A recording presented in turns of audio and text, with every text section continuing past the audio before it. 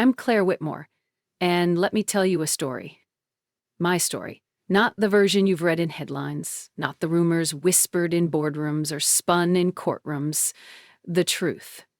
The one they tried so desperately to erase. You see, there was a time, not long ago, when I believed in the life I had built. I served my country, I earned every scar, every medal, and I returned home thinking that loyalty mattered, that love mattered. But I was wrong. The day I stepped back into my own house, fresh from deployment, was the day I learned just how easily those closest to you can betray you. My husband, a man I thought would stand by me, had already written me out of the picture, moved on, replaced me. He thought I would break, that I would disappear quietly. But here's the thing about soldiers. We don't give up ground easily, and we sure as hell don't let anyone steal what's ours. What followed was a battle they never saw coming. I uncovered truths buried in shadows, faced down threats that reached into every corner of my life. And when they tried to erase my name, I fought back. Not with fury, but with facts. Not with vengeance, but with clarity. So if you're ready, stay with me, because this is the story of how a woman took back her name and everything they thought they could take away with it. Chapter 1. The Day He Erased Me. Some homecomings feel like a funeral for the life you thought you had. The taxi slowed to a crawl along the rain-slicked streets of the Upper East Side. From the back seat, I stared out the window, watching gray October light dance against the polished limestone facades of the townhouses. For 18 months, I had imagined this moment, coming home, stepping through that grand mahogany door, shedding the desert fatigue for a life I'd fought so hard to preserve. Instead, all I felt was dread. "Here you are, ma'am," the driver said, pulling up to the curb in front of our 5-story brownstone, our home. At least it had been the last time I'd stood on this sidewalk. I paid the fare, hefted my duffel bag, and stepped into the cool mist. The American flag I'd hung in the window before deployment was gone. A small thing, but it caught in my throat like shrapnel. Keys in hand, I unlocked the front door. The scent of bergamot and fresh-cut peonies, a signature of the overpriced floral arrangements Brandon favored, hit me first. The house was too quiet.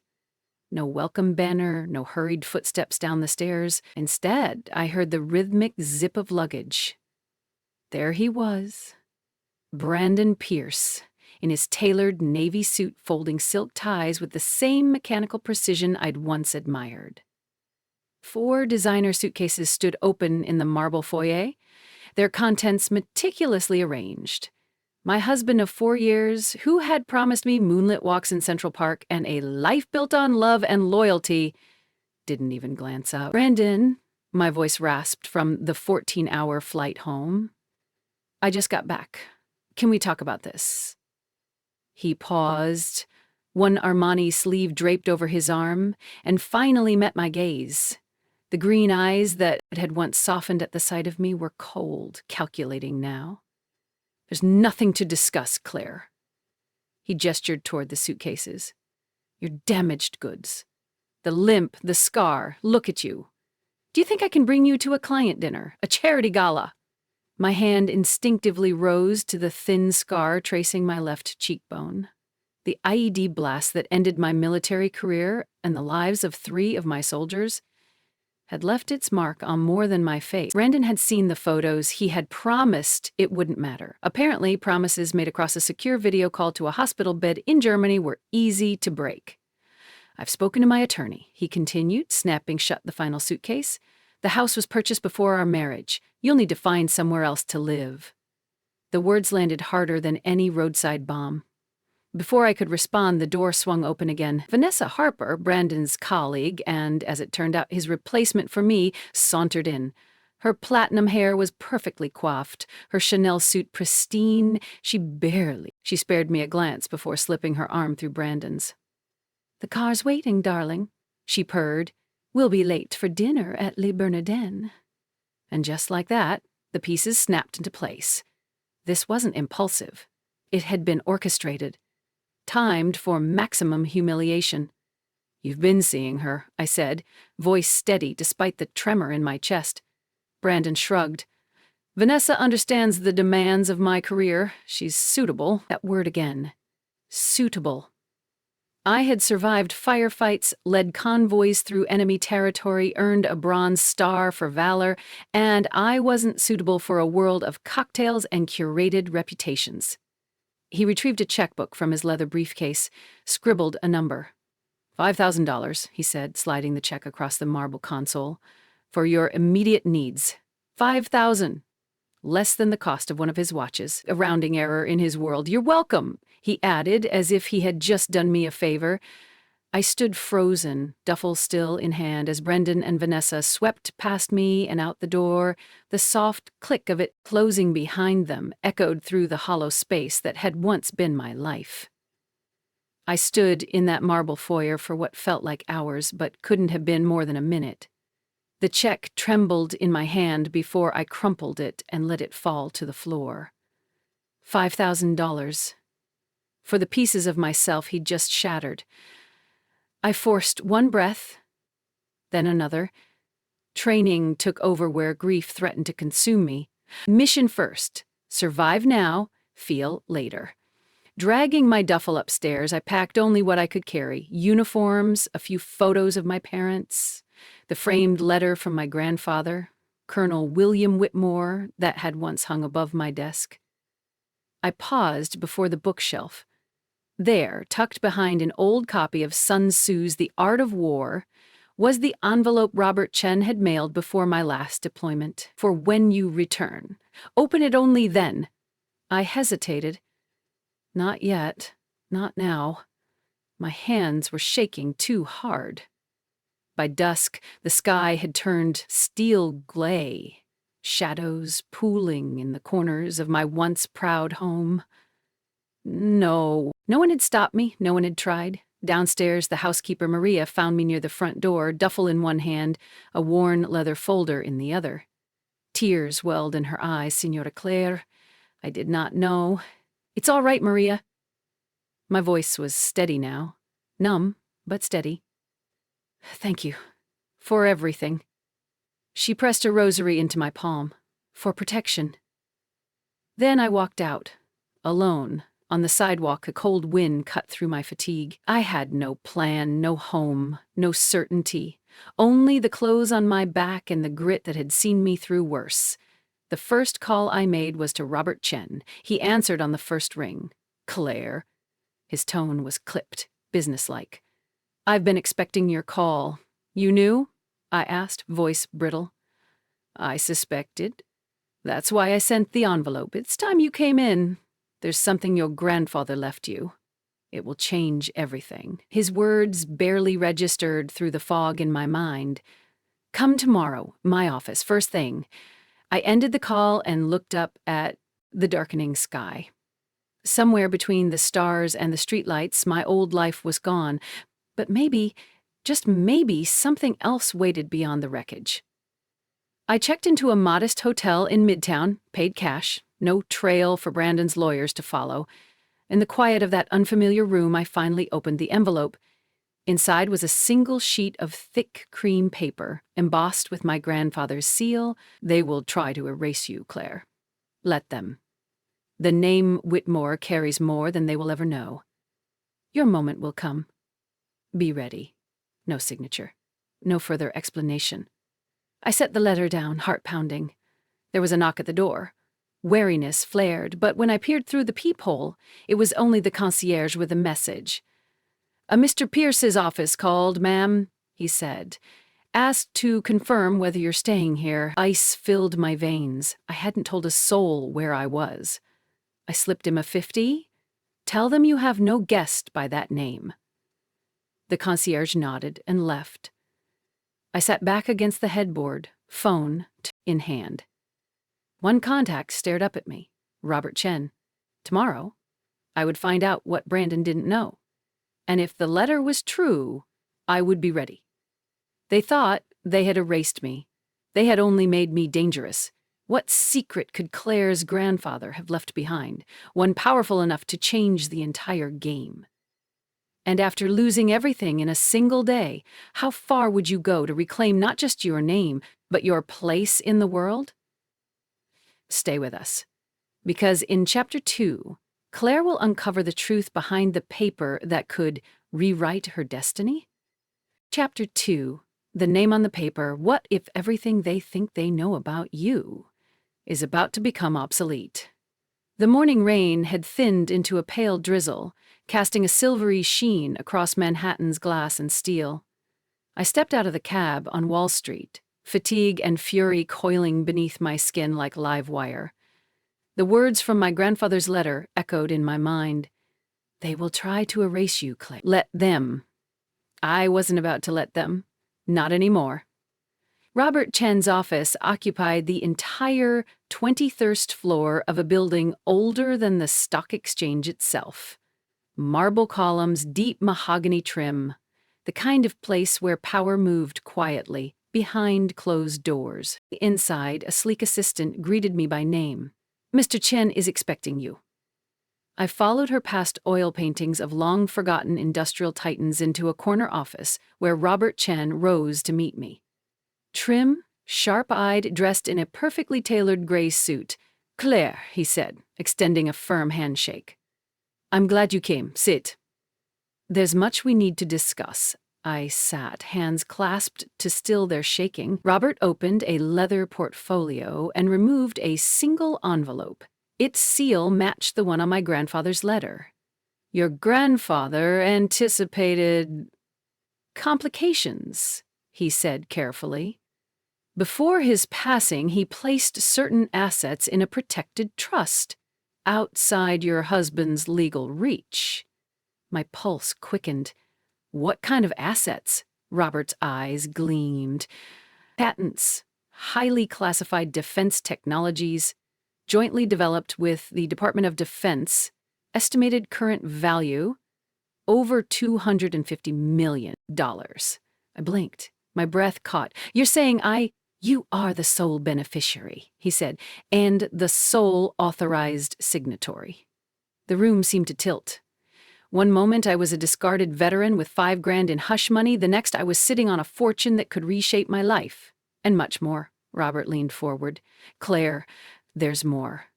The trust includes voting control over Whitmore Technologies' board, and instructions, specific ones from your grandfather." He slid a second envelope across the desk. "Let them show their greed first." The words from the previous letter flashed again in my mind. I opened the envelope with deliberate care. Inside was a short letter, handwritten in my grandfather's unmistakable scrawl. "Claire, the world will judge you by the scars they can see, but true power lies beneath the surface. Use it wisely. And trust no one until they've proven they stand beside you, not behind you. No signature, no date, only purpose." Robert watched me absorb the words. "Your grandfather trusted you, Claire. He knew what you were capable of. Perhaps before even you did." I swallowed hard. "And Brandon?" Robert's mouth tightened. "He knows none of this yet. But I expect that will change soon." As if on cue, my phone buzzed. Unknown number. I silenced it. "Expect him to come crawling back," Robert said. "And when he does, you must be ready." I squared my shoulders. "What do I need to do?" He smiled thinly. "First, we begin the formal asset transfer. I've scheduled a meeting with the Department of Defense this afternoon. You'll need to sign certain clearances to access the patents. And second," Robert's gaze sharpened, "you'll need allies, trusted ones. I've already contacted someone your grandfather held in high regard. She can help." He slid a final card across the desk. "A name, Elena Rodriguez. She'll meet you at your hotel this evening." The floor beneath me seemed suddenly solid again. For the first time in days, purpose steadied my hands. "I'm ready," I said quietly. But even as I spoke, my phone buzzed again, this time with a text. Media inquiry. Interview request regarding veterans' struggles. Claire Whitmore. My blood ran cold. Someone had leaked my name. The screen glared back at me. Media inquiry. Interview request regarding veteran struggles. Claire Whitmore. I handed the phone to Robert. His jaw tensed. They're moving fast. How? I asked. I haven't told anyone.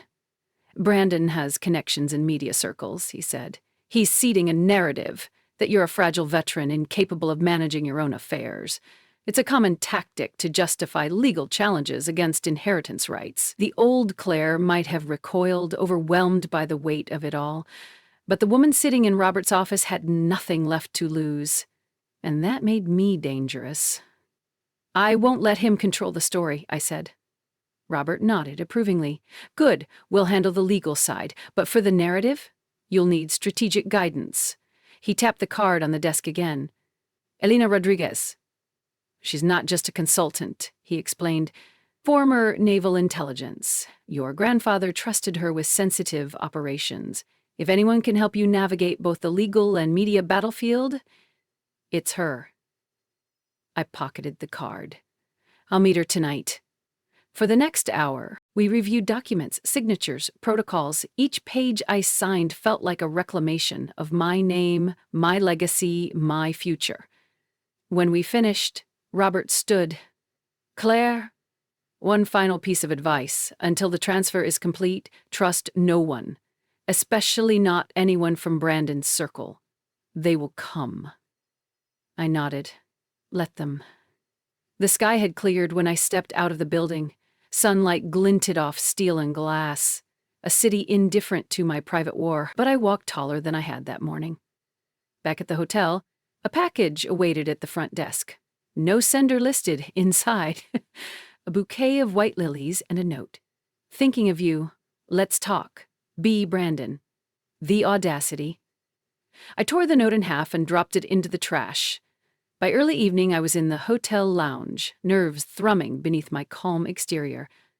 Elena arrived precisely on time, tall, poised, dark eyes sharp with intelligence. Claire Whitmore, she said, extending a firm hand. I've heard much about you. From Robert? Or from my grandfather, I asked. A faint smile. Both. We settled into a quiet corner. Elena wasted no time. Brendan's already engaged a crisis PR firm, she began. They're positioning you as unstable, emotionally compromised. The goal is to sway public opinion before any legal challenge. Then we take control of the narrative, I said. Elena's smile widened. Exactly. I've already drafted a strategy. You'll need to stay visible, composed, and credible. We'll set up controlled media appearances on your terms. I exhaled. Finally, a path forward. As we talked, my phone buzzed again. Unknown number. Against better judgment, I answered. Claire, Brandon's voice oozed false warmth. I've been trying to reach you. I think we should meet. Talk this through. Like adults. My grip tightened on the phone. There's nothing to discuss, he chuckled. Claire? You don't want to make this messy, let's be reasonable. I ended the call without another word. Elena arched a brow. He's rattled. That's good. But as we gathered our things, the concierge approached, eyes wary. Ms. Whitmore, he said quietly, there was another message left for you. He handed over a plain white envelope, inside a single typed sentence. The paper is only the beginning. They are watching. Who sent the ominous message warning Claire that they are watching? And just how deep does this web of manipulation truly go? In a world where trust is a weapon and betrayal hides behind every smile, how would you protect the one thing they can't take? Your name. Stay with us, because in Chapter 3, Claire will take her first daring steps to turn the tables on those who underestimated her. Chapter 3. The women who underestimated. A woman who lost everything has nothing left to lose, and that makes her dangerous. By dawn, the rain had returned, blanketing the city in a gray hush. I stood by the window of my hotel room, staring out at the skyline veiled in mist. The anonymous message sat on the table behind me like a coiled snake. "They are watching." I didn't know who had sent it or how deeply Brandon's reach extended, but one thing was clear. This was no longer just about me reclaiming what was mine. It was a game of survival. And I was done playing defensively. I dialed Robert Chen as the first light broke through the clouds. "I received a message last night," I said. "Someone knows about the papers." A pause. Then, "Understood. We'll escalate security and you'll need to move. The hotel isn't safe anymore." "I'm meeting Elena this morning," I replied. "We have work to do." "Good. She's bringing in her team. Stay close to them. And Claire," he hesitated, "this is where things get difficult. Be prepared." "I already am," I said. By 8, I was seated in a private suite at a secured location Elena had arranged.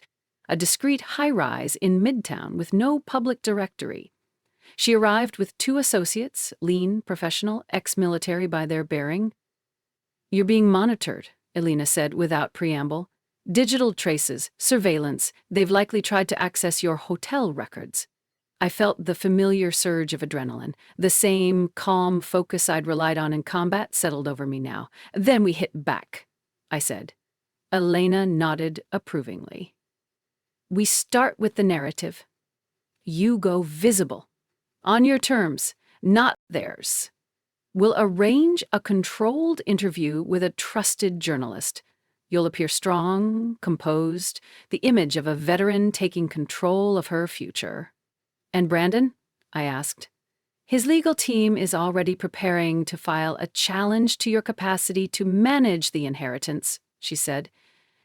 "They'll use your injuries, PTSD claims, anything they can twist. We'll counter with medical records, service commendations, testimonial." She slid a folder across the table. Inside were transcripts, social media posts, leaked memos, proof that Brandon's PR firm was orchestrating a smear campaign. "They've underestimated you, Claire," Elena said, her gaze steady. "They see a wounded soldier. They don't see the strategist beneath." For the first time since my return, I felt the ground beneath me solidify. "We use this," I said, tapping the folder. "We leak it before they can weaponize it. Make them look desperate." Elena smiled. Exactly what I had in mind. As the team began drafting the media plan, I sent a brief message to Robert. "Moving forward, on my terms." The reply came swiftly. "Good. One more thing. Judith Pierce reached out this morning. She wants to meet. Alone." I stared at the screen, surprise flickering through me. "Judith? The same woman who had once called me an embarrassment to the family?" "She's panicking," Elena said when I showed her the message. "She knows Brandon's losing ground. She'll try to manipulate you. Don't go alone." "I won't," I said, but in truth I wanted to see her, to look her in the eye, not as the discarded wife she'd written off, but as a woman rebuilding her own power. And this time, it would be on my terms. By late afternoon, the battle had shifted. Elena's team moved with clinical precision. A vetted journalist from The Atlantic, a known advocate for veterans, had been briefed. An exclusive interview was set for the following morning. "You'll speak on your terms," Elena said. "Strength, resilience, control." "We frame the narrative before Brandon can twist it." I nodded. The fatigue of the past days was still there, but beneath it now pulsed a steadier current. Purpose. The smear campaign Brandon's PR firm had launched was already starting to backfire. Leaked emails, curated and released by Elena's contacts, exposed their intent to manipulate public opinion. Social media began to turn a groundswell of support from fellow veterans, public figures, and even strangers who had followed my service record. "The woman they tried to silence is speaking," one headline read. Brandon hadn't responded publicly yet, but his silence was telling. Midway through the media preparations, Robert called. "We've intercepted a draft filing from Brandon's legal team," he said. "They're moving to petition for conservatorship over your inheritance, claiming you're mentally unfit." My grip tightened around the phone. "They'll regret that," I said quietly. "And Claire, Judith has confirmed she wants to meet tomorrow, noon, the plaza." Elena, who'd been listening, frowned. "It's a trap. They're desperate now. They'll try to coax or corner you, maybe even record you saying something they can use in court." I considered this, gaze steady. "Then we make sure I give them nothing. And if she offers an olive branch?" Elena asked. I met her eyes. "Too late for olive branches." As night fell, the team wrapped up for the day. I retreated to my new apartment lease that afternoon under my name, far from Brandon's reach. A small, high-floor unit overlooking the Hudson. Clean lines, no ghosts. I stood by the window, watching the city pulse below. A message from Robert pinged on my phone. "Tomorrow is critical. Stay sharp. They will push hard." I replied, "I'm ready." But even as I typed, a flicker of doubt stirred. Judith's message had been uncharacteristically warm. "We need to talk, just us. Please." Was it guilt? Manipulation? Desperation? I couldn't know. Yet. At dawn, I prepared carefully. Tailored navy dress, polished but understated, no uniform, no battle scars on display. Only the woman they had underestimated, now choosing how she would be seen. Elena met me outside the plaza. "You don't go in alone," she said. "I won't," I assured her. "But I need to face her." We entered together. Judith was already waiting in a private lounge, pearls at her throat, fingers twisting a silk handkerchief. Her eyes widened slightly when she saw me. Whole, composed, a far cry from the woman Brandon had discarded days ago. "Claire," she rose, voice tight with something between fear and contrition. "Thank you for coming." I took the seat across from her, spine straight, expression unreadable. "We have a lot to discuss," she began. "But first, you should know things are moving beyond even Brandon's control." She slid a manila envelope across the table. I hesitated, then opened it. Inside were photographs, surveillance shots. Me, Elena, Robert. My new apartment. "Meetings, movements, you need to be careful," Judith whispered. "They're watching all of you, and they won't stop."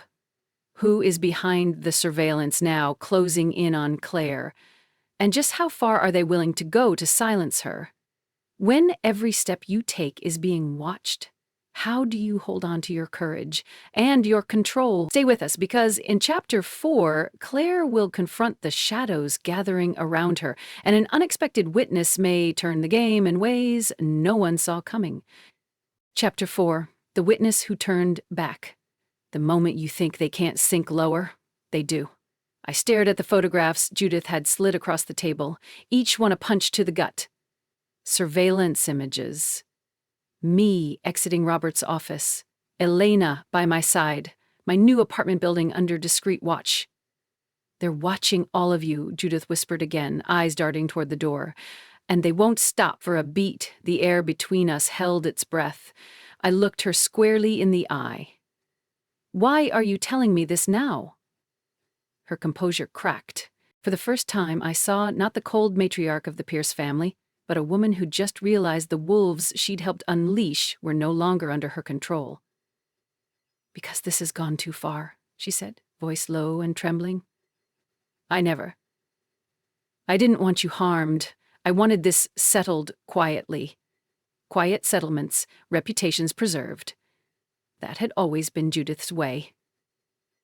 "You stood by while Brandon destroyed my life," I said evenly. "Now you want absolution?"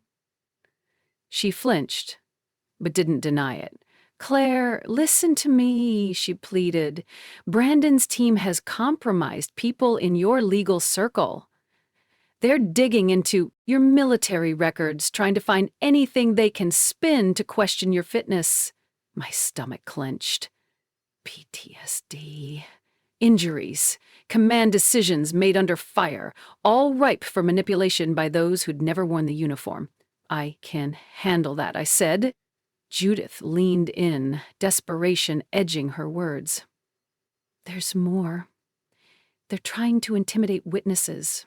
Anyone connected to your grandfather's trust. That includes Andrea Miller. The name hit me like a cold slap. Andrea? My grandfather's former executive assistant, the one person who knew the full scope of his final decisions regarding the trust. Where is she? I demanded. She's gone into hiding, Judith replied. They've been pressuring her to recant her testimony, threatening her family. Rage surged through me, sharp and clean. I had expected Brandon to fight dirty, but going after Andrea? After innocent people crossed a line I would not tolerate. How do I reach her? I have a number, Judith admitted. I didn't want this, Claire. I swear it. I didn't trust her, not entirely, but I trusted the fear in her eyes. That, at least, was genuine. I pocketed the number and stood. This doesn't change what Brandon has done, I said coldly, or what you've allowed. She looked away, shame clouding her features. Elena was waiting outside. I briefed her quickly. We need to find Andrea, fast. Elena's jaw tightened. On it. I'll pull in resources. By the time we returned to our secure suite, Andrea's team had already started tracing Andrea's last known movements. The trail was thin.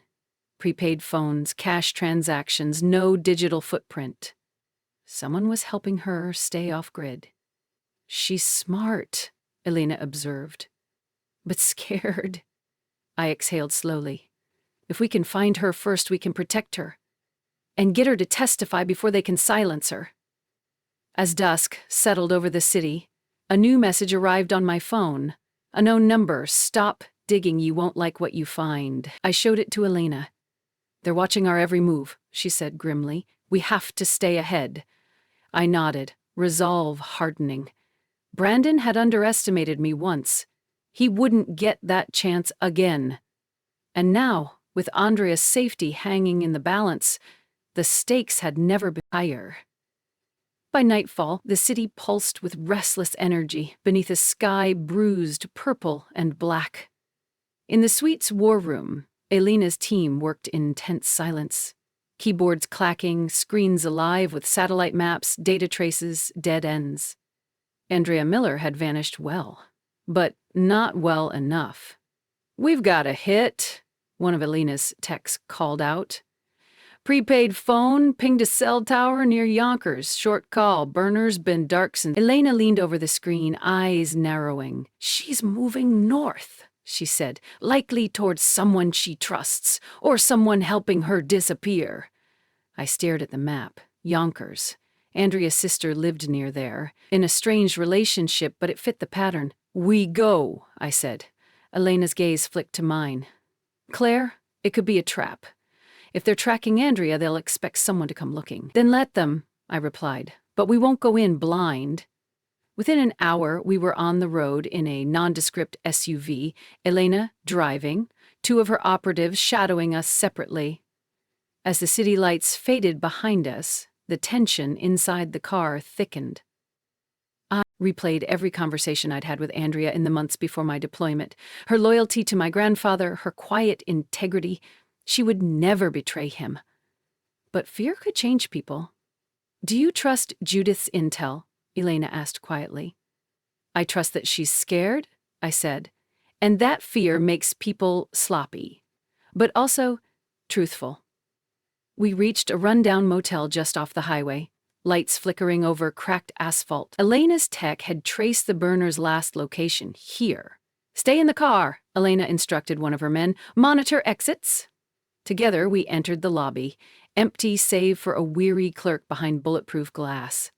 Elena flashed a badge from an old government cover ID. Room number, she said flatly. A pause. Then, second floor, end of the hall. We moved fast, weapons concealed but ready.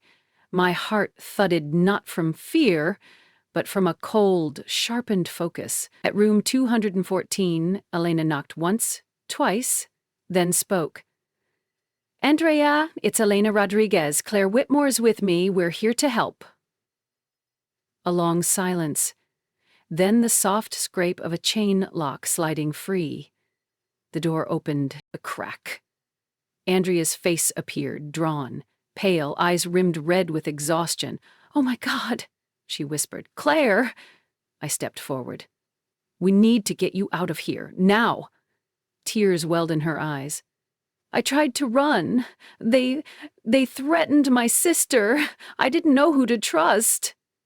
"You can trust us," I said firmly. "But we have to move, tonight." Andrea hesitated, then nodded. "There's something else," she said, voice trembling. "Documents.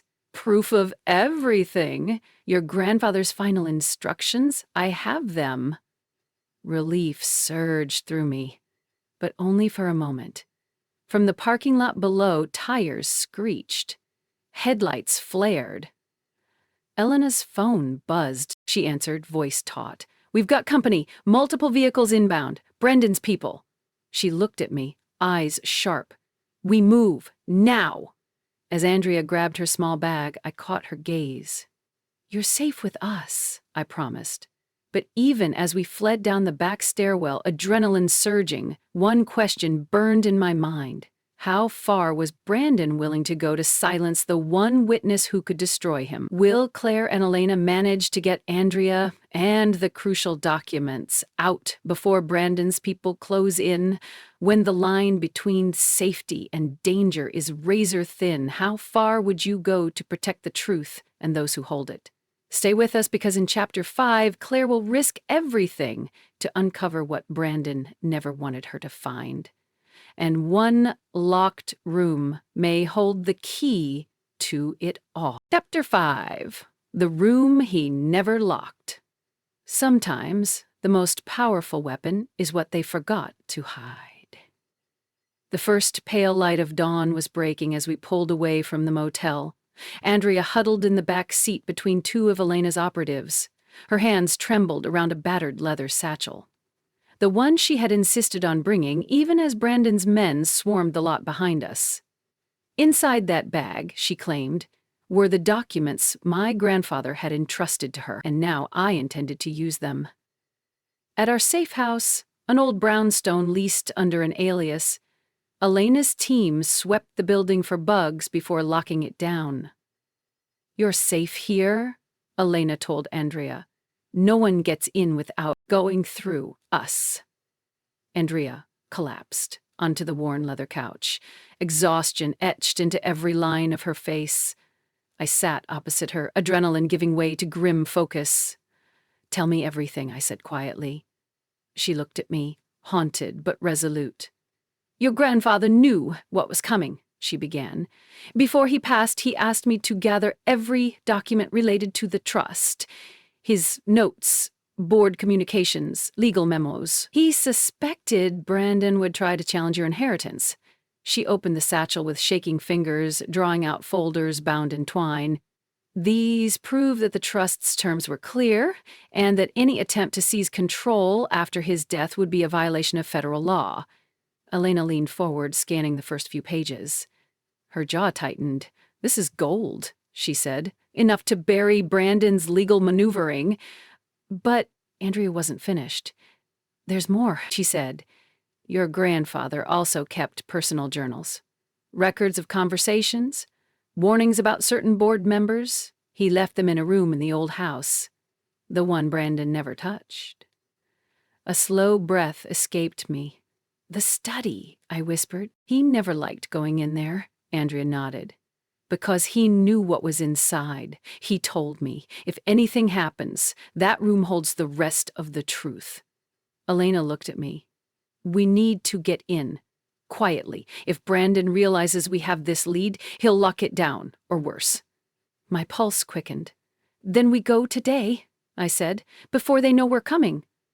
Andrea reached across the table, her grip surprisingly strong. "Claire, be careful," she said. "They're watching everything. The moment they suspect you're going after that room—" "I understand," I said. "But this ends now."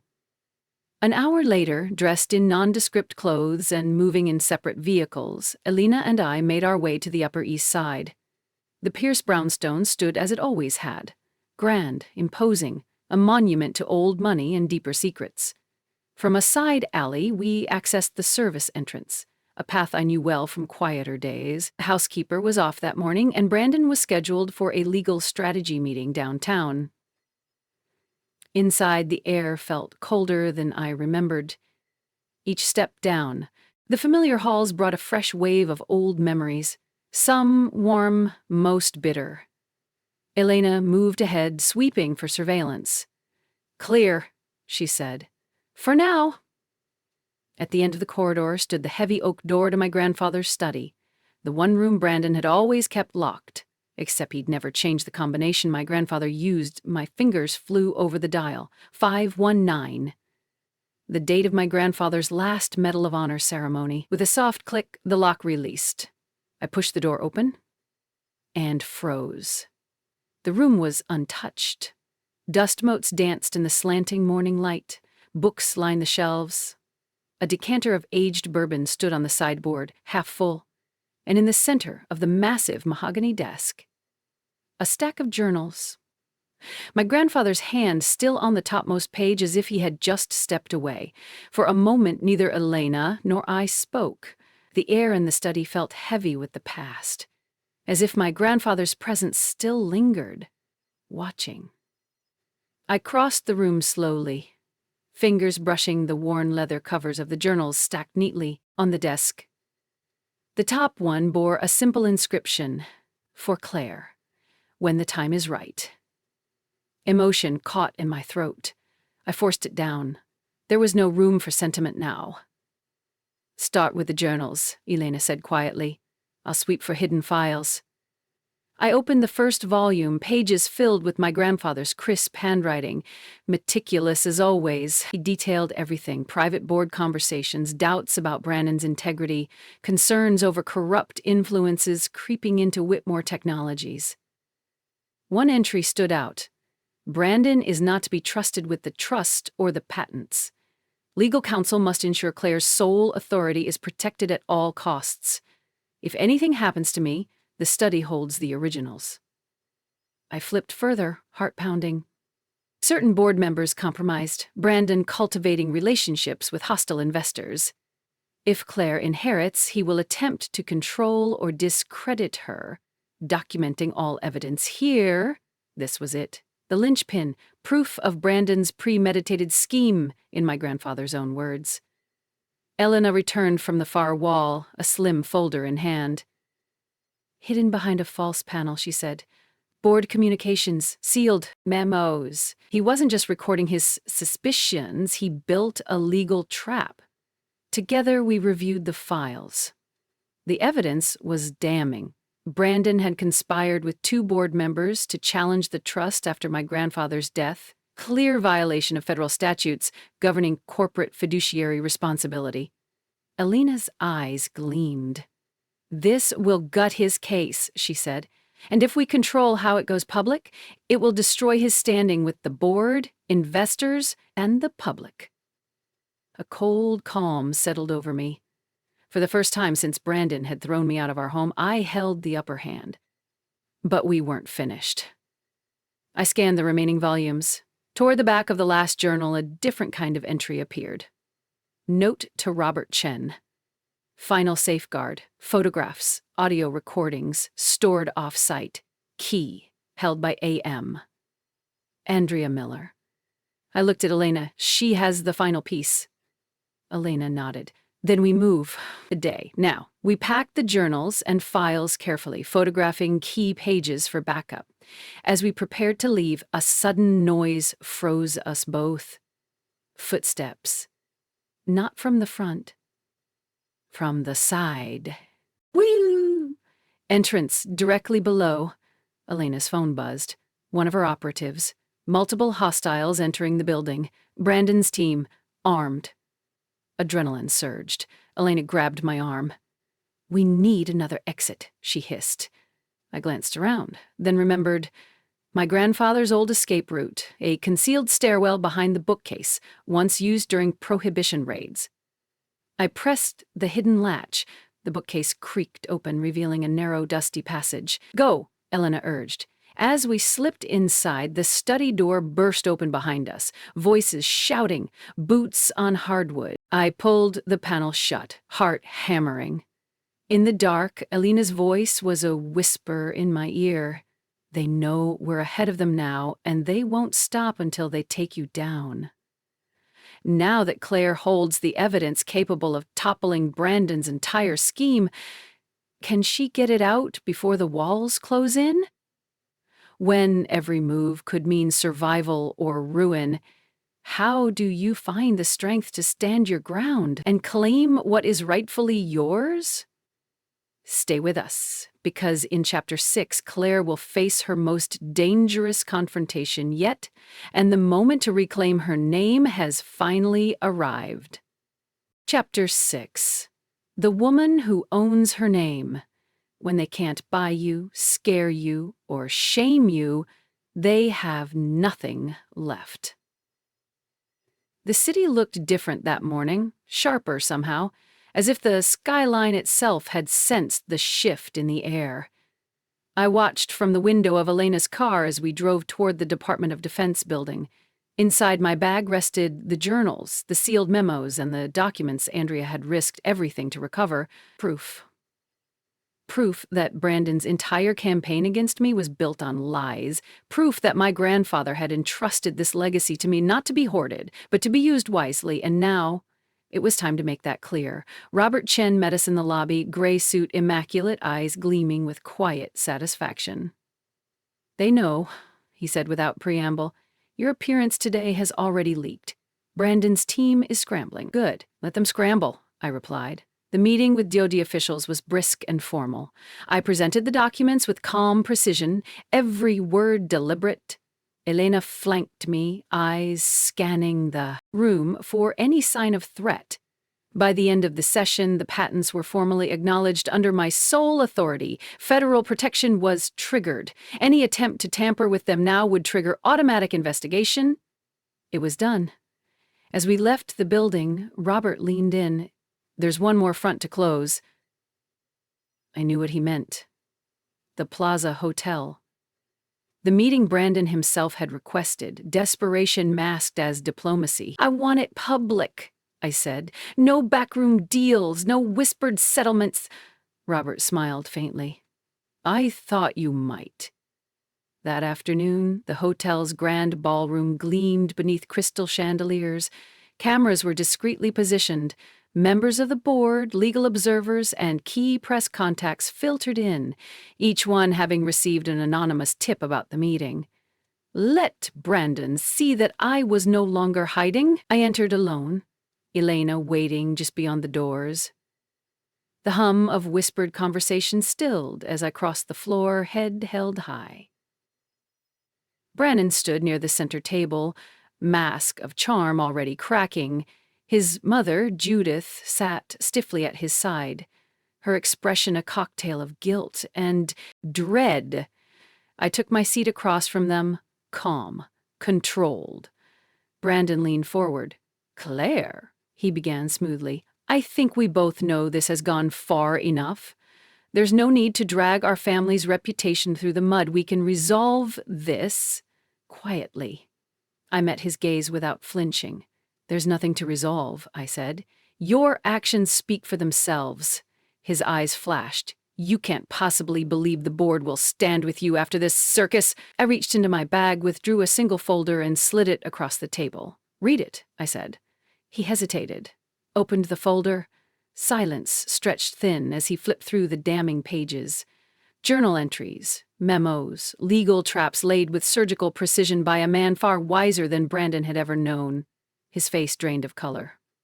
You've manipulated this," he stammered. "No," I said softly. "You did. I'm simply holding up the mirror." Around us, the observers murmured. Phones buzzed. Word would spread fast. Brandon looked to Judith. But her gaze remained fixed on the folder. Face pale, lips pressed tight. She would not save him now. I rose. "For the record," I said, voice carrying clear through the room, "I will be donating $50,000 to the Veterans Legal Defense Fund. in Brandon Pierce's name. A public gesture of goodwill. Gasps. A flicker of stunned outrage on Brandon's face. Let them see. Let them all see. As I turned to leave, a lone reporter called out, "Mr. Whitmore, do you believe this marks the end of Mr. Pierce's career?" I paused at the doorway. "I believe," I said evenly, "that when you try to erase someone's name, you often end up erasing your own." Outside, Elena met me with a rare smile. "It's done," she said. Almost, because even as we walked toward the waiting car, my phone buzzed. An encrypted message from Robert. "An old contact of your grandfather's just surfaced. They want to meet. In person. There's more you need to know." I stared at the screen, heart steady. It seemed the fight wasn't over yet. The ride back from the plaza was quiet. The city hummed beyond the glass. A million lives moving, heedless of the small war that had just ended in that ballroom. Or nearly ended. Elena sat beside me, her phone already buzzing with reports. Social media was aflame. Board members were distancing themselves from Brandon. Journalists were requesting statements. "You won," she said softly. I stared out the window. "I reclaimed what was mine," I corrected. "Winning wasn't the point, not this time." But I felt it, deep in my bones. A closing of one chapter. The woman Brandon had thrown out of their home weeks ago no longer existed. In her place stood someone stronger, wiser, whole. At Robert's office, a small crowd of reporters hovered near the entrance. Elena guided me through a back entrance, her team clearing the way. Inside, Robert greeted us with a rare, genuine smile. "You did well," he said simply. "Very well." "Is it enough?" I asked. He nodded. "Legally, yes. The board will vote to censure Brandon. His legal maneuvers are dead in the water, and with the DoD protections in place, your position is secure." Relief washed through me. Cool and clean. "But," Robert continued, sliding a small encrypted tablet across the desk, "you have one more decision to make." I frowned. "A contact of your grandfather's reached out this morning," he explained. "Someone from the intelligence community. They've been monitoring the trust situation from a distance. There are additional layers your grandfather never put in writing."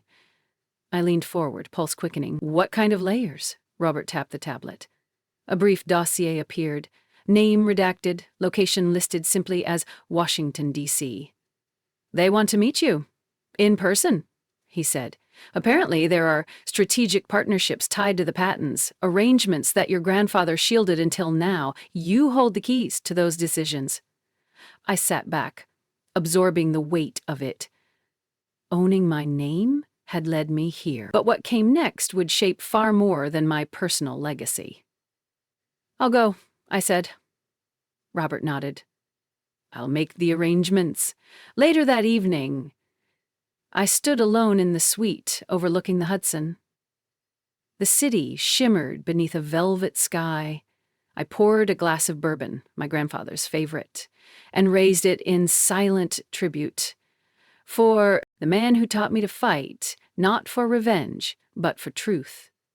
The next morning, headlines blazed across every platform. Pierce family power crumbles amid scandal. Claire Whitmore emerges victorious. My phone buzzed with messages of support. Veterans, former colleagues, strangers. But one message stood out. A short text from Andrea. "You gave us all a voice again. Thank you," I smiled. That, more than any legal victory, mattered most. At noon, I attended the board meeting at Whitmore Technologies. The atmosphere was charged, wary eyes tracking my every move. I addressed them with calm authority.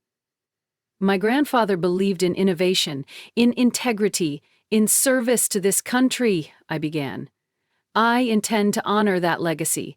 Not through power plays, but through purpose. Effective immediately, I am establishing the Whitmore Foundation, a nonprofit dedicated to supporting veterans in STEM fields and protecting ethical innovation in defense technology." Stunned silence. Then, one by one, the board members began to applaud. Later, as the meeting adjourned, Judith approached me, alone, shoulders bowed beneath the weight of consequences she had long refused to face. "I was wrong about you," she said quietly. "About so much." I met her gaze, cool but not unkind. "You weren't alone," I replied. "But now, you can choose better."